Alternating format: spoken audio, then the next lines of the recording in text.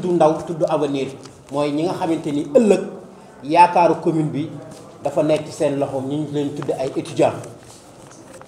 te lii lu mu yàgg a def la mais comme coow li dafa bari ñu ni nag ñun dinañ leen wane du ñu ay waxkat mais dañuy boole wax ak jëf mais dama leen di leeral ni lii du tey monsieur le maire bañ ko falee ba léegi lii nga xamante ni tey invité nañu presse bi de passage ñu leen di remercier et di waa TV Info Ndox TV Alburax ak Dabakh FM di leen remercier ci seen teewaay. di la invité tey ay ndawam te bañ ko falee ba léegi ci loolu ci la nekk yàlla xam na ne musuma fàttaliku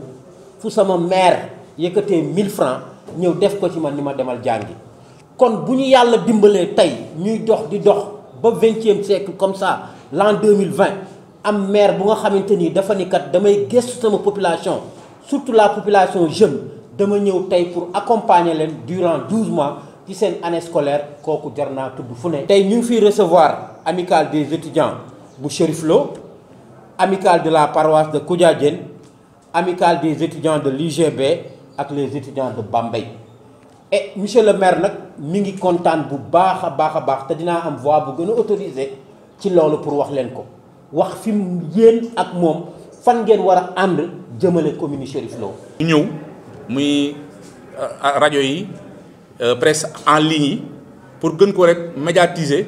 askan yëpp gën a xam ni monsieur le maire mi ngi jàppale ay doomam di doomi commune Chérif Lo di les étudiants.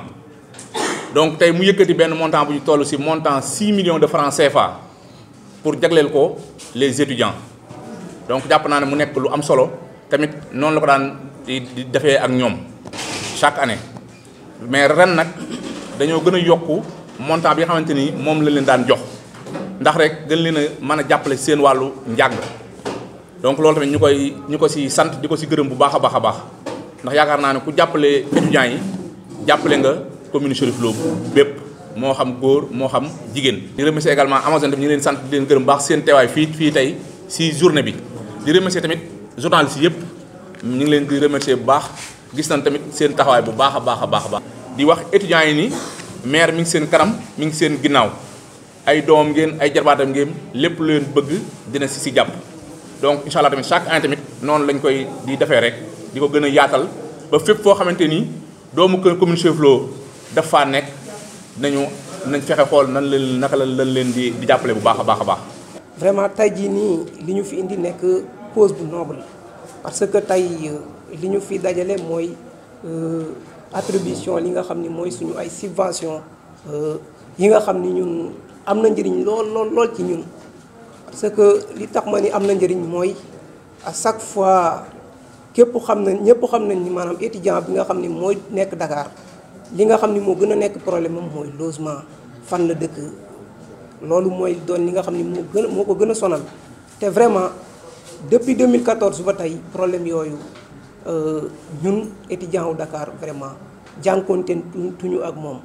parce que depuis boobu 2014 ba tey amul benn année boo xam ni monsieur le maire joxuñu ay subventions yoo xam ni c'est non négligeable ay subventions yoo xam ni mi ñuy jëriñ bu baax a baax ñun ñi nga xam ne ñooy étudiants yi nga xam ne ñoo dëkk ci commune bi te nekk Dakar parce que booba tey amul benn année boo xam ni étudiant dafiy jógee dem Dakar ba pare di ñàkk foo xam ni fa la loger wala yu demee noonu dañuy jox subvention bu doy ñu wut ci ay chambre vraiment ñépp dëkk amul kenn koo xam ni moom mooy dem di taxawaalu ci yeneen amical wala di wut feneen foo xam ni moom lay loger te mu dëkkoo ñu ngi koy xamal ni dimbal gi ñuy dimbali ñun bàyyi nañ ci xel bu baax a baax te aussi ñu ngi koy remercier di ko jaajëfal parce que nit boo ko dénkee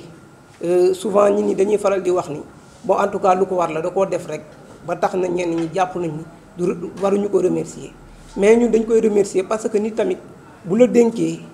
ba pare yow nga koy doxalal ni nga xam ni noonu la waree kon kooku mérité na vraiment nga remercier ko parce que loolu noonu moom mooy li nga xam ni moom mooy li war. vraiment tey dañoo ñëwoon wuyu ci appel monsieur le maire comme ni mu ko daan defee chaque année di génn ay subventions di ñu ko jox di jàppale étudiants yi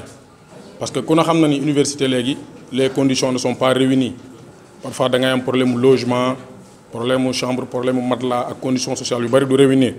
léegi bi ñu jëlee suñu doléance ak suñu besoin wax ko monsieur le maire mu ne woon dina ci taxaw bu baax a baax a baax te ku gis somme bi mu génnee xam ni monsieur le maire taxaw na ci bu baax a baax a baax te somme bi dinañu permettre bu ñu demee université ñu régler problème logement bi ñu amoon également problème matelas yi ñu amoon tamit jàppale également tamit étudiants yi nga xamante ni amuñu ay moyens pour mën a subvenir leurs besoins. vraiment daal li may wax souvent rek monsieur le maire que ça soit nga ànd ak moom ou pas mi ngi def liggéey bu am solo ci éducation bi mais rawatina li nga xam ni moom moo concerné la question des étudiants. donc pour ne pas tirer à longueur maa ngi remercier ñëpp di wax représentant yi nii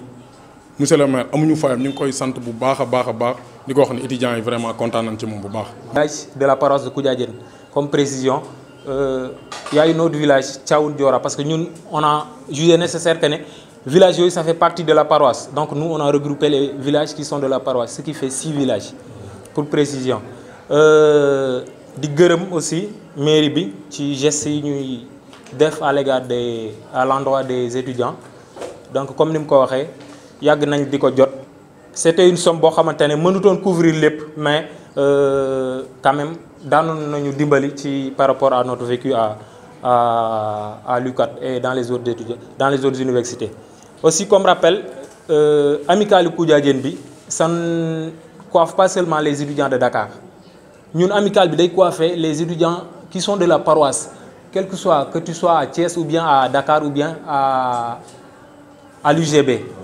pour dire que besoin yi war na takku besoin yi war na bëri et comme ni ko kii waxee sànq chaque année besoin yi day yokku c'est pour cela qu'on a fait l'expression de nos besoins ñu jébal ko daam et vu somme bi ñu jox 1,280,000 on voit qu'il y a une nette amélioration par rapport à ce que